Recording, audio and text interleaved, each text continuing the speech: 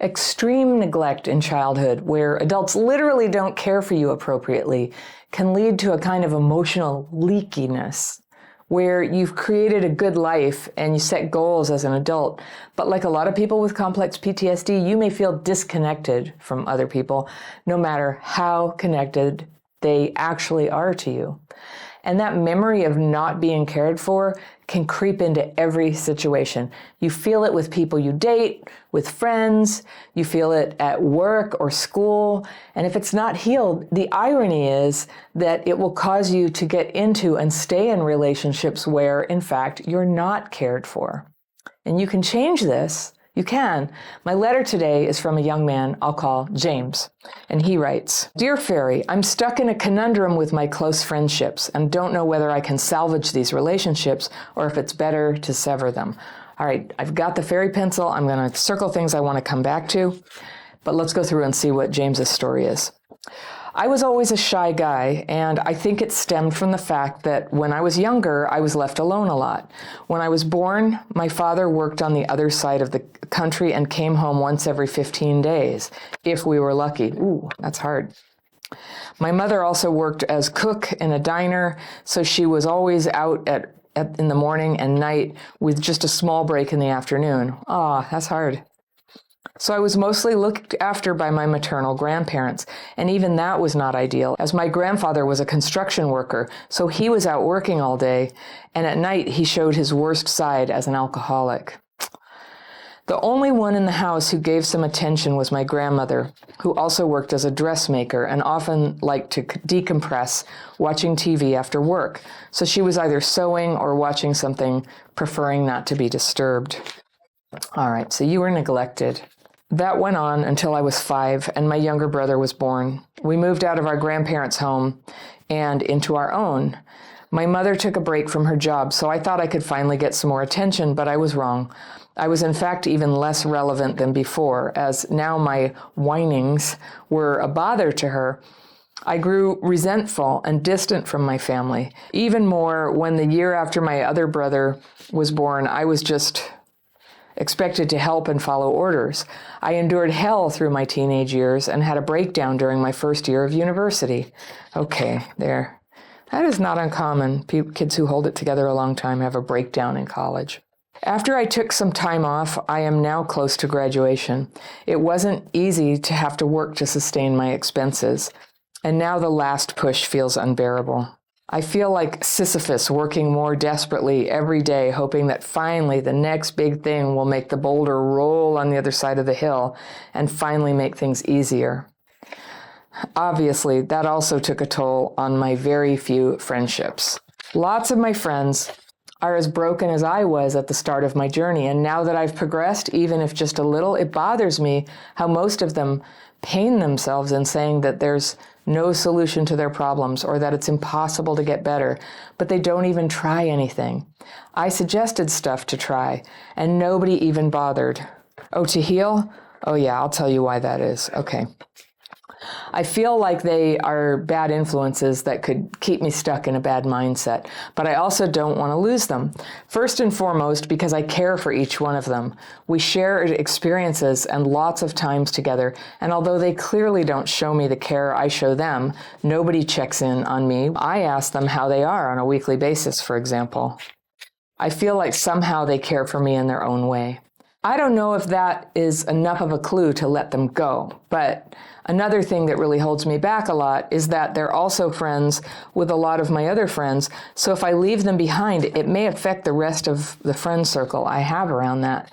Leaving them would leave me with little to no other friends, all of them much more distant than the closer ones I have in this group. I just don't know what to do. I feel trapped either way. In the past, when I felt like this, I stayed alone. I dealt with the problems and emotions by myself, and then returned to my friends. But I feel like that is not a healthy way to resolve things. I fear loneliness and I don't want to be alone, as I know that it can be damaging, if not worse. Deep down, I just don't feel cared for. There it is. There's the core feeling. I just don't feel cared for. So being with them and feeling ignored is suffering, and being alone is suffering.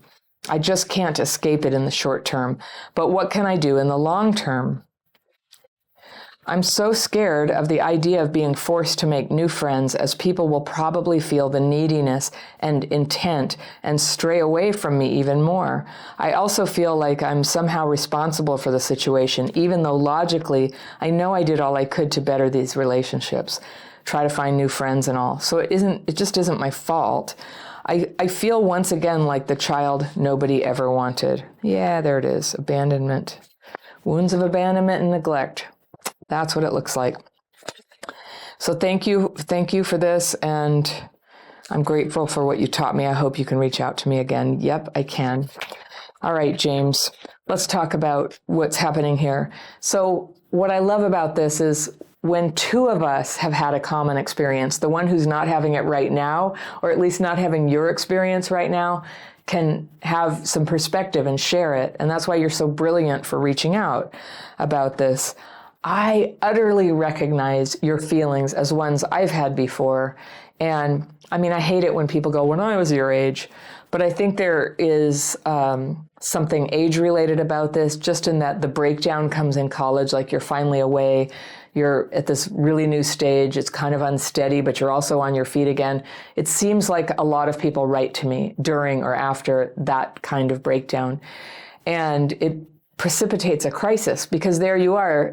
I think it feels like when you finally get out of the house, it feels like, okay, everything's going to be different now. I'm finally away from these people who have been making my life so hard. And then we start to make contact with the part of us that's wounded, that's with us, no matter if the parents are in the picture or not. You know, they're no longer hurting you actively every day. You're just having a wound every day. And so the good news about it is what is going on inside you is a lot easier for you to recognize and change than what they did. Like if you were trying to get them to behave differently, I'd be like, oh, give up, buddy. You know, it's really hard to get anybody to change like that. And it's really hard to address things in the past unless, I mean, every once in a while, somebody will show up in your life and say, I want to talk about what I did in the past. And I know I hurt you and I'm really sorry. I want to talk about that. But it does not happen very often. And happily, we can heal anyway. Like that's a nice thing that can restore a relationship to something deeper than it was, or bring it back from, you know, non-existence, or not. Or it can just give you some information that you didn't have. It can give you information you didn't want. But you can heal whether that happens or not. You can heal the part in you that is wounded by how you were raised. And so I thought you demonstrated wonderful self-awareness here by saying that it feels unbearable trying to get through this last thing in college. I can imagine as a person who was not really supported emotionally as a kid, to have to do something that hard, and you're working your way through. And I had to do that too. And as I understand it, like nowadays, compared to when I went to college, it's much harder even than what I had to do. And it's like a grind, right? And it takes tremendous self-determination and a lot of self-denial, I think sometimes, and a lot of stress to get through it. But good for you, good for you as a traumatized and neglected person to go ahead and do this with your life. You are surviving, and I'm proud of you for doing that. And so you have these friends, and you didn't describe exactly what it was, but they just don't have a healing mindset. You think they're traumatized, and you probably are right. It sounds like they're a bit trivial about it too. So here's what I see as the difference between you and them is you have self-awareness right now that something's wrong that needs to be healed. Whether that's because you're just faster to develop that as a person, or because you have enough pain going on that you had to figure it out. And they have so far successfully compartmentalized it. Rest assured, people who haven't dealt with past trauma, the trauma will generally catch up with them. They may compartmentalize it, but over a few years, it's very common for it to sort of come crashing down late 20s, early 30s, where, the compartmentalizing isn't holding anymore. And life is demanding more realness, authenticity, clarity about things.